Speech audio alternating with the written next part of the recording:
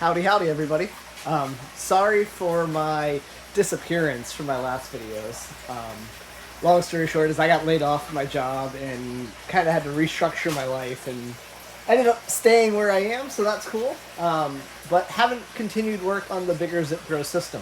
I plan to get to that, but in the meantime, I've actually been still experimenting with an experimental system, and that's kind of what I want to show you today, and show you what I've been doing, and showing you where I'm going to go. So, as a lot of you know, I like to grow stuff, but in my experimental system here, I've got about a 10 by 12 greenhouse, and I'm running aquaponics inside of it. So, inside the main tank here, I have about 3 rainbow trout and I think a bluegill in there, which then flows into like a radio flow settler, and then into like an aeration tank just to ensure that I have plenty of the bacteria growing to break down the ammonia, and into kind of just a general platform to grow media platform. Not really growing anything in here right now, but there's a couple other things I really want to show here. And first of all, that is, so I got some lettuce here, that's fine, but the main thing is that I have wasabi growing, and wasabi is kind of my primary thing that I'm enjoying growing, and it's thriving in this system. Highly recommend it in an aquaponic system.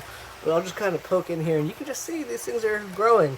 These are, well, those 3 in the back here are approximately a year old, a little under.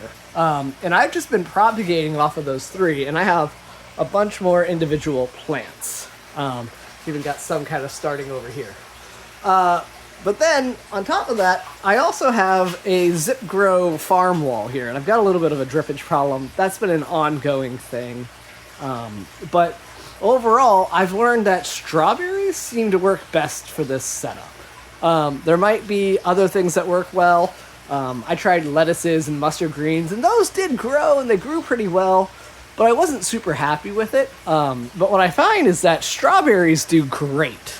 I am running into one issue right now where most of my strawberries have stopped flowering, and I need to figure that out. But that's, not the point of this video. But the one experiment that I'm also running is trying to see if I can propagate wasabi in the towers.